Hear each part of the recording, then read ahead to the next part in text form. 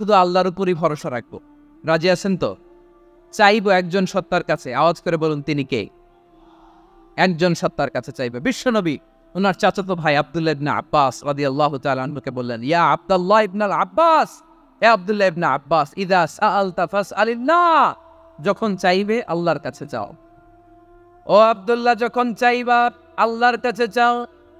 ওয়া ইযা ইসতাআনতা ফাসতাইন বিল্লাহ, যখন সাহায্য চাইবা আল্লাহর কাছে ফরিয়াদ করো। জেনে রেখো ও আব্দুল্লাহ, ওয়া'লাম আন্নাল উম্মাতা লাউ ইজতামাআত আলা আন ইয়ানফাউকা বিশাইইন লাম ইয়ানফাউকা ইল্লা বিশাইইন ক্বাদ কাতাবাহু আল্লাহু লাক। ও আব্দুল্লাহ, জেনে রেখো, মনে রেখো, গোটা বিশ্বের সবাই মিলে যদি তোমার উপকার করতে চায় ততটুকুই তারা করতে পারবে যতটুকু আল্লাহ তোমার নসিবে সেটা লিখে রেখেছে। ঠিক কিনা বলেন? আর যদি গোটা বিশ্বের সবাই মিলে তোমার বিরুদ্ধে কনস্পাইরেসি করে, ষড়যন্ত্র করে, গোটা বিশ্বের সবাই মিলেও যদি তোমার ক্ষতি করতে চায় ততটুকুই শুধু পারবে যেটা আল্লাহ তোমার জন্য বরাদ্দ রেখেছে। যতটুকু আল্লাহ তাআলা তোমার জন্য বরাদ্দ রেখেছে অতটুকুই ক্ষতি করতে পারবে, আর এক চুল বেশিও করতে পারবে না, কমও করতে পারবে না। চিল্লায় বলেন ঠিক কিনা? এজন্য আমরা চাইবো কার কাছে? সবাই বলেন নাই, আওয়াজ করে বলেন কার কাছে? সব সময় আমরা আল্লাহর কাছে চাই, বিপদে আপদে, সুখে দুঃখে, সচ্ছল অবস্থায় অসচ্ছল অবস্থায়, পরাজয়ের সময় বিজয়ের সময়, সব সময় আমরা ভরসা রাখবো কার উপর? সবাই বলুন।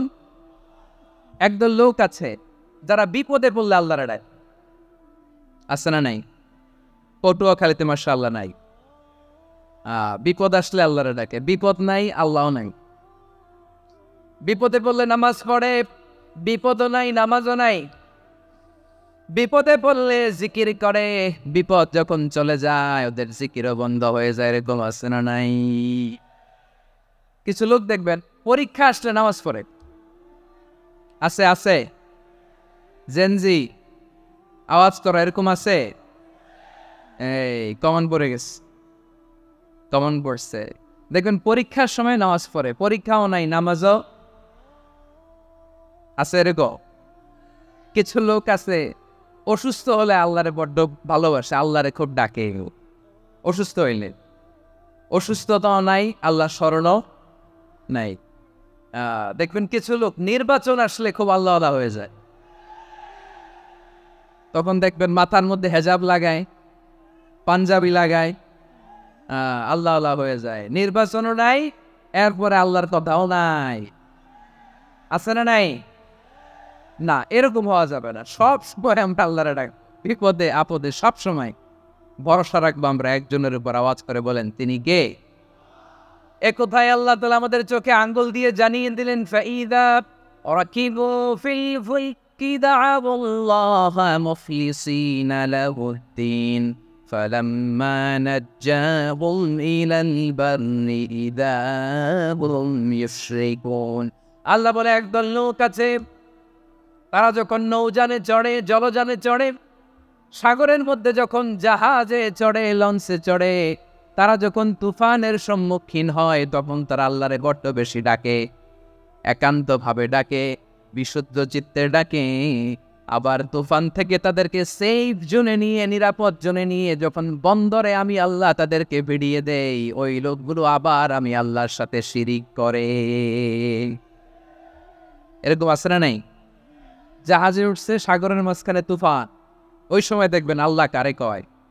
এই কথা তো আপনাদেরকে বোঝানো সহজ, আপনারা তো নদীর দেশের মানুষ। লঞ্চে চড়েন নাই কারা কারা দেখি? লঞ্চে চড়ছেন? হ্যাঁ, লঞ্চে চড়ে নাই এরকম একজনও নাই এখানে। আচ্ছা, লঞ্চে উঠছেন কে কে দেখি? মাশাআল্লাহ মাশাআল্লাহ মাশাআল্লাহ। ঠিক আছে, আপনাদের বোঝানো সহজ। আচ্ছা, লঞ্চে উঠে তুফানের সম্মুখীন হয়েছেন, জলোচ্ছ্বাস, সবাই? মাশাআল্লাহ। তো এই ওয়াজ তো আপনাদের মুখস্থ, ঠিক কিনা বলেন? আমার বলার দরকার নাই, বলেন। মাঝ নদী, তুফান, জলোচ্ছ্বাস, জলের মধ্যে উচ্ছ্বাস, ঢেউ, টর্নেডো, সাইক্লোন, মেঘের ঘনঘটা, পরিবেশ ঘুটঘুটে অন্ধকার, লঞ্চ একবার এদিকে আরেকবার ওইদিকে, ভিতরে কি অবস্থা হয় বলেন তো? হ্যাঁ, তখন মুসলিম আল্লাহর ডাকে, হিন্দু আল্লাহর ডাকে, ঠিক কিনা বলেন? আস্তিক আল্লাহর ডাকে, নাস্তিক আল্লাহর ডাকে, ঠিক কিনা? লঞ্চের ভেতর, স্টিমারের ভেতর কান্নারের রোল পড়ে যায়, চিৎকারের রোল পড়ে যায়, সবার মুখে শুধু একটা আওয়াজ, লা ইলাহা, লা ইলাহা, লা ইলাহা, সুবহানাল্লাহ, আলহামদুলিল্লাহ, লা ইলাহা। আল্লাহ নামের জিকির করবে যারা, আল্লাহর কাছে প্রিয় তারা, আল্লাহর কাছে প্রিয় যারা, জান্নাতে প্রবেশ করবে তারা, জোরে লা ইলাহা, লা ইলাহা ইল্লাল্লাহ, লা ইলাহা ইল্লাল্লাহ, মুহাম্মাদুর রাসূলুল্লাহ সাল্লাল্লাহু আলাইহি ওয়াসাল্লাম। আমার প্রিয় পটুয়াখালীবাসী, তাহলে লঞ্চের ভেতরে যখন আমরা তুফানের মধ্যে পড়ি, তখন সবাই মিলে আমরা একটা নামের জিকির করি। নামটা কার? মুসলমানেরাও ডাকে, হিন্দুরাও ডাকে, আস্তিকও ডাকে, নাস্তিকও ডাকে, সবাই ডাকে একজনকে। তিনি কে? আবার দেখবেন ওই আল্লাহ তুফানের পরে, ঝড়ের পরে ওই লঞ্চটাকে যখন সদর ঘাটে ফিরিয়ে দেয়, আবার আমরা নাফরমানি শুরু করে দেয়। সে কোথায় আল্লাহ বললেন, ফাইদা রাকিবু ফিল ফুলকি দা'উল্লাহা মুখলিসিনা লাহুদ্দীন ফালাম্মা নাজ্জাহুম ইলাল বাররি ইযা হুম ইউশরিকুন। সাগরে যখন তুফানে পড়ে আমি আল্লাহর ডাকে, আবার আমি আল্লাহ যখন বাঁচিয়ে দেয়, আবার আমি আল্লাহর সাথে শিরিক শুরু করে, আমরা কি এরকম হতে চাই নাকি? এরকম করবে? হ্যাঁ না, আমরা তুফানে পড়লেও আল্লাহর ডাকি, আবার বাঁচায় দেওয়ার পরেও ডাকি কারে? আল্লাহকে ডাকি। বিমানের মধ্যে মাঝে মাঝে দেখবেন যে এয়ার টার্বুলেন্স হয়, জানেন? এয়ার টার্বুলেন্স জানেন তো? মাঝে মাঝে বিমানটা বাউন্সিং করে, বাম্পি, ভেরি বাম্পি ওয়েদার। শোনেন নাই? 40,000 ফিট উপরে যখন থাকে, তখন পাইলট মাঝে মাঝে বলে, dear passengers, ladies and gentleman, right now we are flying 40,000 feet above the ground and we are passing very air turbulence, very heavy air turbulence right now. Please fasten your seatbelt. দেখবেন মাঝে মাঝে বলে যে, ভদ্র মহিলা, ভদ্র মহোদয়গণ, আমরা 40,000 ফিট উপর দিয়ে যাচ্ছি আর এয়ার টার্বুলেন্স ফেস করছি, মেহেরবানি করে আল্লাহর হস্তে সিট বেল্ট বাঁধুন। তখন বিমানটা এরকম বাউন্সিং করে, শেকিং করে। আপনারা মুখোমুখি হয়েছেন? ইদানিং এই এয়ার টার্বুলেন্স বেড়ে গিয়েছে। গত বছর আমার ইন্টারন্যাশনাল অনেকগুলো ফ্লাইট ছিল, তো আমি দেখলাম যে আগের ফ্লাইটগুলোর তুলনায় এখন এয়ার টার্বুলেন্স খুব বেশি। আমি একটু রিসার্চ করে দেখলাম, ক্লাইমেট চেঞ্জের কারণে, জলবায়ু পরিবর্তনের কারণে আকাশের বাতাসের মুভমেন্টে পরিবর্তন হয়েছে, ফলে এখন বিমান শেকিং করে বেশি, বাউন্সি, বাম্পি ওয়েদার। তো বলেন তো, 40,000 ফিট উপরে যখন আপনি, কয় হাজার ফিট? সবাই বলুন কয় হাজার ফিট? 40,000 ফিট উপরে যখন আপনি, তখন যখন বিমানটা এরকম বাউন্সিং করে, সবাই যখন ভমিটিং করে বিমান নষ্ট করে দেয়, বমি করে, তখন বাঁচানোর কে আছে আল্লাহ ছাড়া? কেউ আছে? ওই মুহূর্তেও সবাই মিলে একজনের ডাকে আওয়াজ করে বলেন, তিনি কে? মাঝে মাঝে কিছু সোশ্যাল মিডিয়ায় কিছু ভিডিও পাওয়া যায় যে হেভি যখন এয়ার টার্বুলেন্স হয়, 10 সেকেন্ড 15 সেকেন্ডের কিছু ভিডিও পাওয়া যায়, বিমানটা এরকম বাউন্সিং করছে, বাম্পি ওয়েদার, কাঁপছে, মানুষগুলো বমি করছে, অক্সিজেন মাস্কগুলো সব ঝুলে পড়েছে, বিমানটা শুধু কাঁপছে। তখন দেখবেন বিমানের ভেতরেও এরকম লঞ্চের মতো চিৎকার আছে না নাই? বিমানের ভেতরেও তখন চিৎকার।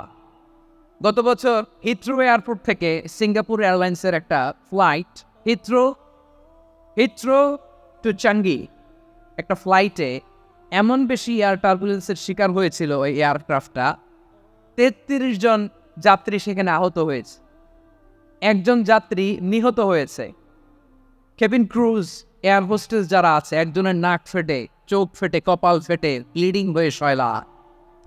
প্রিয় ভাইয়েরা, 40,000 ফিট উপরে বিমানটা যখন কাঁপবে, তখন আমাদেরকে আল্লাহ ছাড়া আর কেউ বাঁচানোর আছে? এত আস্তে বললে হবে? ওই কঠিন মুহূর্তে আমার বাবা আমারে বাঁচাতে পারে, আমার বন্ধু আমারে বাঁচাতে পারে। এই গ্রাউন্ডে, জমিনের বুকে আমার প্রোটোকল, আমার ক্ষমতা, আমার দাম্ভিকতা, কোনো কিছু আমারে বাঁচাতে পারে একজন ছাড়া। চিল্লায় বলতে হবে, তিনি কে? সে আল্লাহ বললেন, গোলাম, আমি বিপদের সময় ঠিকই তোমাদের বাঁচিয়ে নেই। ওই বিমানের ভেতরে 40,000 ফিট উপরে যখন তোমরা এয়ার টার্বুলেন্সের শিকার হও, তখন নাস্তিকও আল্লাহরে ডাকে, হিন্দু আল্লাহরে ডাকে। জোরে বলেন ঠিক কিনা? আবার বিমানটা যখন শান্ত হয়ে যায়, একটু পরেই বিমানের স্ক্রিনের মধ্যে হিন্দি সিনেমা খোঁজে। বিমানের স্ক্রিনে কিন্তু বিশাল ওখানে আফলাম ফিল্মের একেবারে বোঝাই করা। বিমানটা শান্ত হইলে আবার হিন্দি সিনেমা দেখা শুরু করে। একটু আগেই ডাকছিল কারে? দেখবেন বাংলাদেশে আমাদের ক্রিকেটাররা যখন অন্য কোনো দেশের সাথে খেলে, অনেক সময় এমন হয়, বল বাকি একটা, রান দরকার 6টা। বল বাকি কয়টা? পটুয়াখালী বোঝে নাই বোধহয়। বল বাকি কয়টা, রান দরকার। আপনি দেখবেন ক্যামেরাম্যান তখন গ্যালারিতে খালি দেখায় দর্শকদের যে কি অস্থিরতা। হিপ হপ স্টাইলের মেয়েটা, যে মেয়েটার ওড়না এতক্ষণ ছিল গলায়, এতক্ষণ কইছিল, ওই মেয়েটা দেখবেন ওড়নাটা টেনে মাথায় দিয়ে এরকম মুনাজাত ধরতেছে, আল্লাহ আল্লাহ, একটা সক্কা, আল্লাহ আল্লাহ, আমার লাল সবুজের পতাকারে তুমি অপমানিত কইরো না আল্লাহ। ইন্ডিয়ার সাথে আমাদের খেলা, আল্লাহ আল্লাহ, একটা সক্কা, একটা। পুরো পুরো খেলা জুড়ে এই মেয়ের ওড়না ছিল গলায়, কিন্তু যখন 1 বলে 6 রান দরকার, ওড়না চলে আসছে কোথায়? মাথায়। আবার মুনাজাত আসরে নেই। ঠিকই বাংলাদেশের দামাল ছেলে এমন এক শট মারলো, বল চলে গেল স্টেডিয়ামের বাইরে, ছক্কা, জিতে গেলাম আমরা। পুরো স্টেডিয়াম জুড়ে চিৎকার, হই হুল্লোড়, মৌজ মাস্তি। যেই মেয়েটা মাথার মধ্যে ওড়না দিয়ে এতক্ষণ সুবহানাল্লাহ বলে আল্লাহর কাছে দোয়া করেছে, ওই মেয়ে এখন আবার ওড়না ফেলে দিয়ে নাচা শুরু করে দিয়েছে। তাহলে আল্লাহর ভয়, আল্লাহর প্রতি আস্থা, বিশ্বাস, ভালোবাসা, এটা কি ক্ষণিকের জন্য? মানে আমার যখন লাগবে তখন আল্লাহরে ইউজ করবো নাকি? হ্যাঁ, বিপদে আপদে, সুখের সময় দুঃখের সময় সচ্ছল অসচ্ছল অবস্থায় বিশ্বাসীরা ভরসা রাখে একজনের উপর। চিৎকার করে বলে, পটুয়াখালী, তিনি কে? সে আল্লাহ বললেন, গোলাম, মনে করো না জাহাজ থেকে সদরঘাটে বেরিয়ে দিলাম, তুমি নিরাপদ হয়ে গেছো। মনে করো না 40,000 ফিট থেকে সেফ ল্যান্ডিং এর পরে এয়ারপোর্টে নেমে গেলেই তুমি নিরাপদ হয়ে গেছো। ও মিয়া, বিপদ কি শুধু সাগরে আর আকাশে? ঘরের বিপদও, ঘরের ভেতরও বিপদ আসতে পারে কি পারে না? এজন্য সূরা মুলক আল্লাহ বললেন, আমিনতুম মান ফিস সামাই আইয়াকসিফা বিকুমুল আরদা ফাইযা হিয়া তামুর। তোমরা কি ভাবছো তোমরা নিরাপদ? সাগরের মধ্যে তুফান, আল্লাহ আল্লাহ ডাকলাম, সদরঘাটে যেয়ে পড়ছি, বাইসে গেছেন তো আপনি। আর পাবে আপনারে আল্লাহ? আল্লাহরা তো সাগরের মাঝখানে তো আল্লাহ আপনারা পাইছিল, আর তো পাবেন না। আর পাবে আপনারে? আর আল্লাহ ধরতে পারবে আপনারে? ঘরের ভেতরও বিপদ দিয়ে আটকাতে পারে কে? 5 স্টার 7 স্টার হোটেলের ভেতরও আমাকে বিপদের মধ্যে ফেলে দিতে পারেন কে? আল্লাহ বললেন, তোমরা কি ভেবেছো তোমরা নিরাপদ? আমি চাইলে ল্যান্ডস্লাইডস, ভূমি ধস দিয়ে 1 লক্ষ 1 মিনিটে নিয়ে যেতে পারি। 1 সুনামি দিয়ে থাপ্পড় মেরে 3 লক্ষ সাগরের ভেতরে ঢুকায় দিতে পারি। 1 সেকেন্ডও লাগে না আমার। আমিনতুম মান ফিস সামাই আইয়ুরসিলা আলাইকুম হাসিবা ফাসাতা'লামুনা কাইফা নাযীর। আল্লাহ চাইলে আকাশ থেকে পাথর বৃষ্টি নাজিল করতে পারেন কি পারেন না? এই মুহূর্তে এখানে ভূমিকম্প দিতে পারেন কি পারেন না? আচ্ছা, ভূমিকম্প যখন হয় আমাদের কারো হুঁশ থাকে? আপনি মনে করছেন আমরা সাধারণ মানুষ, আমরা দৌড় দেই, আর প্রেসিডেন্ট প্রধানমন্ত্রী ওনারা বুঝি খাটে শুয়ে থাকে? কথা বুঝে নাই বোধহয়। ভূমিকম্প, আর্থকোয়েক যদি হয়, বাঁচার জন্য আমরা কি করি? হয় খাটের তলায়, ডাইনিং টেবিলের নিচে, উপরে শক্ত কিছু আছে এটার নিচে, অথবা ঘর ক্রিয়া দেও দৌড়। তো প্রধানমন্ত্রী উনি কি করে, প্রেসিডেন্ট উনি কি করে? হ্যাঁ, উনি খাটের মধ্যে যে শুয়ে থাকে নাকি? উনিও দৌড়, সাধারণ মানুষও দৌড়, প্রধানমন্ত্রীও দৌড়, বাড়িওয়ালাও দৌড়, ভাড়াটিয়াও দৌড়, সবাই দৌড়। নাকি ভাড়াটিয়ারা বাড়ি থুয়া দৌড়, বাড়িওয়ালারা আর বেরোয় না, এরকম না? তাহলে যে কোনো মুহূর্তে ভূমিকম্প দিয়ে নাস্তানাবুদ করতে পারে কে? আমার প্রিয় ভাইয়েরা, আমরা নিরাপদ নই, আমরা তার দয়ায় বেঁচে আছি। কার দয়ায়? এজন্য আল্লাহ বললেন, গোলাম যে কোনো মুহূর্তে বিপদ দিয়ে তোমাদেরকে নাস্তানাবুদ করতে পারি। বিশ্বাসী বলে যদি নিজেকে দাবি করো, সব সময় ডাকতে হবে একজন সত্তাকে। বলেন তিনি কে? এই কথা ক্লিয়ার? এই সবগুলো উদাহরণ শেষে সবার কাছে ক্লিয়ার হয়েছে না যে বিপদ থেকে, আপদ থেকে, পরীক্ষা থেকে, ক্যালামিটি থেকে আমাদেরকে কেউ বাঁচাতে পারে না একজন সত্তা ছাড়া। আবারও বলেন তো তিনি কে? ক্লিয়ার? হ্যাঁ, সবাই বুঝতে পারছেন? আচ্ছা, এবার আমরা দেখি বিষ্ণু ইসা ইসলামের জীবনে বিপদ আপদ ছিল কিনা। উনি বিপদ আসলে কিভাবে ডিল করতেন, বিপদ আসলে কোন দোয়া পড়তে হয়, কিভাবে ফরিয়াদের হাত উত্তোলন করতে হয়, কিভাবে রবের দরবারে নতজানু হয়ে ফরিয়াদ করতে হয়, এটা জানার দরকার আছে না নাই? আসলে আমরা বিশ্বনবীর জীবনী থেকে দেখি বিপদ আসলে উনি কি করতেন। বিপদ আসলেই প্রথমে বিশ্বনবী সাল্লাল্লাহু আলাইহি ওয়াসাল্লাম একটা দোয়া পড়তেন। কি পড়তেন? তিনি পড়তেন, ইন্না লিল্লাহি ওয়া ইন্না ইলাইহি রাজিউন। নিশ্চয় আমরা আল্লাহর জন্য, নিশ্চয় আমরা কার দিকে ফিরবো ভাই?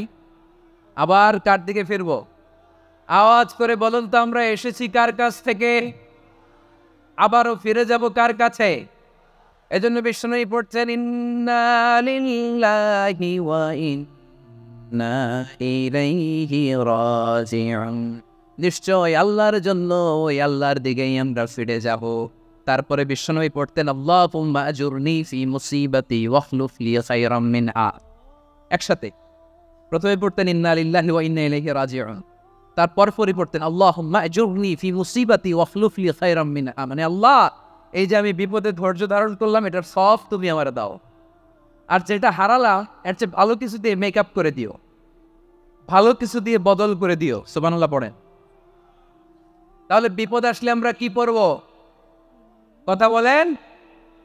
এই যে আমি শুয়েছিলাম, নাশিদ গাচ্ছিল ওরা, এদেশে পরস্পরে দেখা হলে দেয় সালাম, এদেশে আমজনতার হৃদয় জুড়ে পাকালাম, এদেশে বিপদ এলে সর্বজনে সর্বক্ষণে দোয়া পড়ে ইন্না লিল্লাহ। কি পড়ে? সুবহানাল্লাহ সুবহানাল্লাহ সুবহানাল্লাহ সুবহানাল্লাহ। এদেশে আজান শুনে সূর্য ওঠে শহর গ্রামে, এদেশে আজান শুনে সূর্য ডুবে সন্ধ্যা নামে, এদেশে সকল কাজে সবাই বলে বিসমিল্লাহ, এদেশে ভালো কিছু দেখে শুনে হাসি মুখে সবাই বলে মাশা আল্লাহ। সুবহানাল্লাহ পড়ে। তাহলে বিপদ এলে আমরা কি পড়ি? কথা বুঝলে সবাই উত্তর দিতে হবে। বিপদ এলে কি পড়ি? তাহলে বিপদ এলেই আমরা এখন থেকে ইন্না লিল্লাহ পড়বো, নাকি হাই হুতাশ করবেন?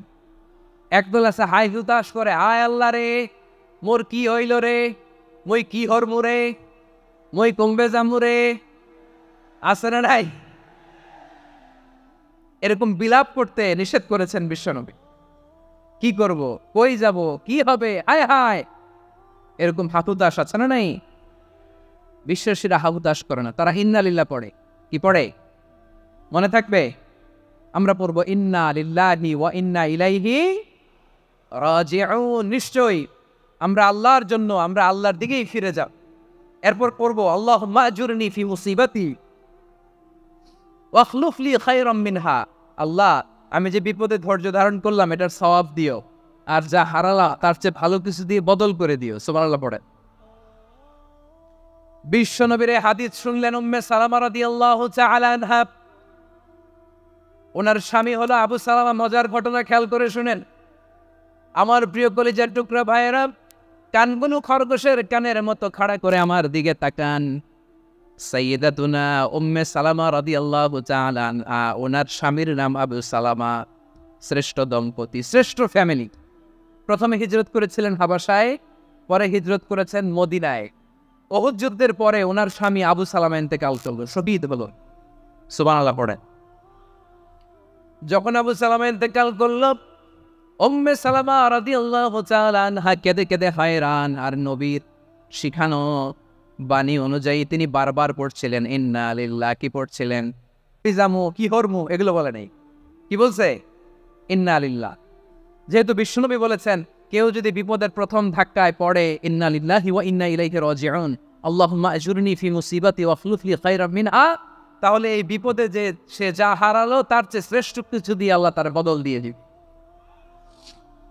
এই হাদিস শুনে উম্মে সালামা রাদিয়াল্লাহু তাআলা আনহা ওনার প্রাণ প্রিয় স্বামী আবু সালামার ইন্তেকালের পরে চোখের পানি ছাড়ে আর পড়ে ইন্না লিল্লাহি ওয়া ইন্না ইলাইহি রাজিউন, আল্লাহুম্মা আজুরনি ফি মুসিবাতি ওয়াখলুফ লি খায়রাম মিনহা। বারবার এই দোয়া পড়ে চোখের পানি ছাড়ে, এই দোয়া পড়ে চোখের পানি ছাড়ে, আর মনে মনে বলে আবু সালামার মতো ভালো মানুষ মদিনাতে নাই, আবু সালামার চেয়েও ভালো মানুষ মদিনাতে নাই, তার চেয়ে ভালো মানুষ কি করে আল্লাহ তাআলা আমারে দিবে, তার চেয়ে ভালো মানুষ তো আমি মদিনাতে দেখি না। চোখের পানি দিয়ে বুক ভাসায় আর নবীর হাদিসের উপর আমল করে পড়ে ইন্না লিল্লাহি ওয়া ইন্না ইলাইহি রাজিউন, ইন্না লিল্লাহি ওয়া ইন্না ইলাইহি রাজিউন। পড়তে পড়তে চোখের পানি ছাড়ে আর চিন্তা করে বিশ্বনবী বললেন এই দোয়া পড়লে যেটা হারালাম তার চেয়ে ভালো কিছু দিয়ে আল্লাহ পুরস্কার দেয়। আবু সালামার চেয়ে ভালো মানুষ মদিনার মধ্যে আর কে হতে পারে? কি আজীব তামাশা, কি অবাক করা ঘটনা। কিছুদিন পরে দেখা গেল সাইয়্যিদুল মুরসালিন রাহমাতাল লিল আলামিন স্বয়ং বিশ্ব নবী উম্মে সালামাকে বিয়ের প্রস্তাব পাঠিয়েছে। স্বয়ং বিশ্ব নবী উম্মে সালামা রাদিয়াল্লাহু তাআলা থেকে বিয়ের প্রস্তাব পাঠিয়েছেন। উনি রাজি হয়ে গেলেন, বিয়ে হয়ে গেল, উনি হয়ে গেলেন উম্মুল মুমিনিন, আমাদের মা, পুরো মুসলিম উম্মার মা। চিৎকার করে বলেন আল্লাহু আকবার। তাহলে আমার প্রাণপ্রিয় ভাইয়েরা, বিপদে পড়লে আমরা পড়বো ইন্না লিল্লাহি ওয়া ইন্না ইলাইহি রাজিউন, আল্লাহুম্মা আজুরনি ফি মুসিবাতি ওয়াখলুফ লি খায়রাম মিনহা। পড়বেন? পড়বেন না? যারা যারা বিপদ আসলে এই দোয়াটা পড়বেন এখন থেকে আওয়াজ করে ইনশাআল্লাহ বলেন। যা হারাইছেন তার চেয়ে শ্রেষ্ঠ জিনিস দিয়ে বদলা দিবে কে? বিশ্বাস হয়? একটু সন্দেহ লাগে মনে হয়, একটু সন্দেহ আছে? যাদের বিশ্বাস হবে তাদের কি আল্লাহ উত্তম বদলা দেবে, ঠিক কিনা বলেন? তাহলে বিপদে পড়লেই প্রথমে আমরা এটা পড়ব। দোয়াগুলো যদি এখন মুখস্থ না হয়, এই যে রেকর্ডিং হচ্ছে, পেয়ে যাবেন, কালকেই পেয়ে যাবে। শুনে শুনে মুখস্থ করবেন। আমার মায়েরা, আমার বোনেরা, আপনাদের জন্য 3টি মাঠের অ্যারেঞ্জমেন্ট করা হয়েছে, আমি জানি। আপনারাও এই দোয়াগুলো পড়বেন, আপনার স্বামীকে শেখাবেন, সন্তানকে শেখাবেন, আপনার পুরো পরিবারটাকে জান্নাতের টুকরো বানিয়ে দিবে কে? তাহলে বিপদ আসলে প্রথমে কি পড়তে হবে এটা জেনে গেলাম। এরপরে বিপদ আসলে নিজেকে কি করে আল্লাহর কাছে সঁপে দিতে হয় এটাও জানার দরকার আছে না নাই? বিপদে প্রথমে ইন্না লিল্লাহ পড়লাম, ধৈর্য ধারণ করলাম, বিপদ থেকে উদ্ধারের সর্বোচ্চ চেষ্টা করলাম। আমার কাজ যখন শেষ তখন আমি আমার এই বিষয়টা আল্লাহর কাছে সঁপে দিই। কার কাছে সুপর্দ করব? কার কাছে?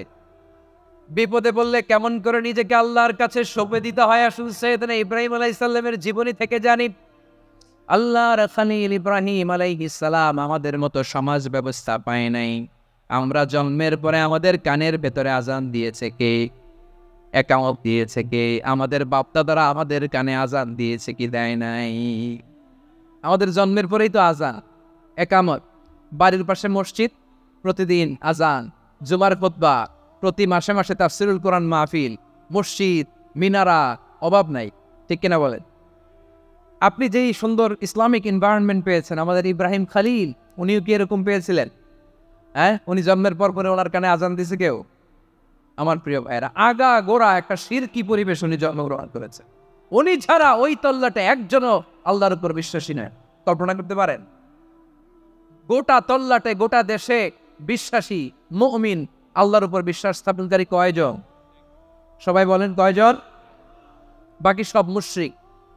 বাকি সব মুশরিক নিজের সাথে নিজে শক্ত বোঝাপড়া করে, অ্যানালজি করে, সেলফ কনভারসেশন করে উনি মহা সত্যের সন্ধান পেয়েছে। উনি আকাশের তারা দেখে ভাবে মনে হয় এটাই আমার খোদা, পরে দেখে তারা নাই, মনে মনে বলে না তাইলে এটা না। আবার চাঁদ দেখে বলে চাঁদটা বড় মায়া লাগে, মনে হয় এটাই আমার রব, পরে দেখে চাঁদও নাই, কয় না এটা না। এরপরে দ্বিপ্রহরের জলজলে সূর্যটা খা খা করে গোটা পৃথিবীটারে রৌদ্র দিয়ে তাতিয়ে রাখে। তিনি ভাবলেন মনে হয় এটাই আমার রব, কারণ এটাই তো সবচেয়ে বড়। কিন্তু বিকেল বেলা ওই সূর্যটাও যখন চলে যায়, সাইয়েদনা ইব্রাহিম বলে না এটাও তো নাই, আমার খোদা যদি আমারে ছেড়ে চলে যায়, বিপদে পড়লে আমারে উদ্ধার করবে কে? এভাবে নিজের সাথে অ্যানালজি, সেলফ কনভারসেশন করতে করতে করতে তিনি মহা সত্যের সন্ধান পেয়েছেন। সুবহানাল্লাহ পড়ে।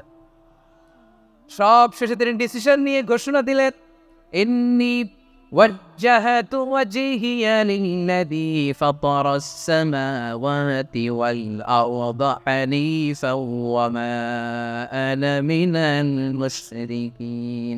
নিশ্চয় আমি এমন সত্তার দিকে মনোনিবেশ করলাম, মুখাপেক্ষী হলাম, যিনি আকাশ বানিয়েছেন, জমিন বানিয়েছেন, আমি মুশরিক নই। সুবহানাল্লাহ। পারতেন, আপনি পারতেন? কেউ নাই, লক্ষ লক্ষ মুশরিক, আপনি একা। ওনার মতো এরকম বিচক্ষণতা দিয়ে আল্লাহরে খুঁজে পাইতে পারতেন আপনি? কি নবী ছিল, আল্লাহকে খুঁজে পেয়েছে। যখন আল্লাহর ইবাদত শুরু করলো, এই কথা ছড়ায় পড়লো চারদিকে। নমরুদ সাইয়েদনা ইব্রাহিমকে ডেকে পাঠালেন। নমরুদ বলে, ইব্রাহিম তুমি নাকি মূর্তির পূজা না করে কোন নতুন রবের ইবাদত করো, কে তোমার রব? সাইয়েদনা ইব্রাহিম বললেন, রব্বি আল্লাযী ইউহয়ী ওয়া ইউমীত, আমি এমন রবের ইবাদত করি যিনি জীবন দেন, যিনি মৃত্যু দেন। নমরুদ বলে, তাই নাকি? তোমার রব জীবন দেয়, মৃত্যু দেয়, আর এটা তো আমি দেই, আমিও তো জীবন দেই, আমিও তো মৃত্যু দেই। সাইয়েদনা ইব্রাহিম বললেন, কেমন করে তুমি জীবন দাও, মৃত্যু দাও, একটু দেখাও তো। নমরুদ জেলখানা থেকে দুজন কয়েদিকে ডেকে আনলো, কয়েদি এনে অর্ডার করলো, একটাকে এখনই শিরোচ্ছেদ, হেড অফ, ডেথ পেনাল্টি, মৃত্যুদণ্ড দেওয়া হলো, ফিনকি দিয়ে রক্ত বেরোলো।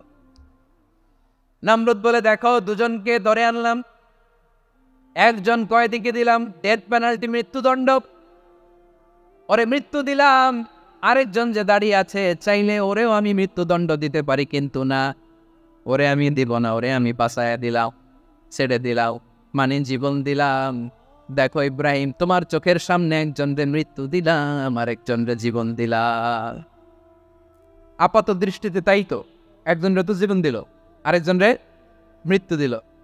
সাইয়েদনা ইব্রাহিম এবার বিপাকে পড়ে গেলেন। কিন্তু এক একজন নবীকে আল্লাহ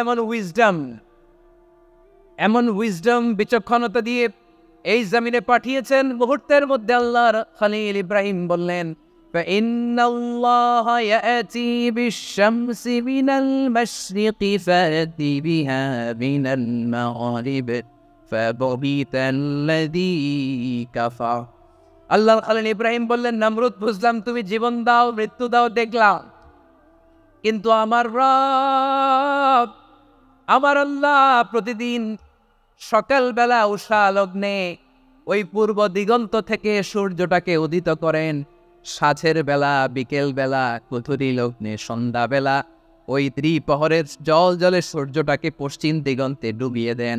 মানে সকালবেলা পূর্ব দিক থেকে উদিত করা সূর্যটাকে পশ্চিম দিকে বিকেলে তিনি ডুবিয়ে দেন। তুমি যদি পারো ওই সূর্যটাকে পশ্চিম দিক থেকে উদিত করে পূর্ব দিকে ডুবিয়ে দাও। সুবহানাল্লাহ পড়বেন না?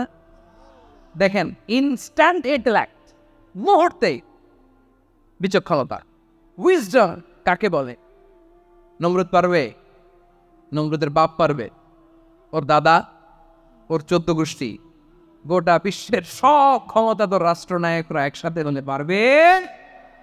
ফাবহিতাল্লাযী কাফার পারে নাই, ব্যর্থ হয়েছে। এবার তেলে বেগুনে জ্বলে উঠেছে, রেগে মেগে আগুন বলে, ফালকুহু ফিল জাহিম, ওর সাথে তর্ক নাই, না পেরে এবার এটা আগুনে ফেলা। বিশাল বিশাল গাছ কেটে লাকড়ি এনে আগুনের কুণ্ডলি বানানো হলো, দাও দাও দাও দাও করে আগুন জ্বলে আল্লাহর খলিল ইব্রাহিমকে আগুনে নিক্ষেপ করা হবে। আল্লাহর খলিল সাইয়েদনা ইব্রাহিমের হাতের মধ্যে রশি দিয়ে টাইট করে বাঁধা হলো, পায়ের মধ্যেও টাইট করে রশি দিয়ে বাঁধা হলো। আল্লাহর খলিল ইব্রাহিমকে আগুনের কুণ্ডলির মধ্যে ফেলা হবে। অমিয়া, আপনি যে বিপদের কারণে ভয় পান, হতাশ হন, এটা কোনো বিপদ ওনার বিপদের সামনে? ওটো খালি আওয়াজ করে বলুন, সাইয়েদনা খলিল ইব্রাহিমের বিপদের সামনে আমাদের বিপদগুলো কোনো বিপদ? এটা কোনো বিপদই না, এটা কোনো বিপদই না। হাত পা বেঁধে টাইট করে নিক্ষেপ করা হবে। সিম্পলি ফেলা যাবে না, কারণ দাও দাও করে দ্য ব্লেজিং ফায়ার, এমন আগুনের কুণ্ডলী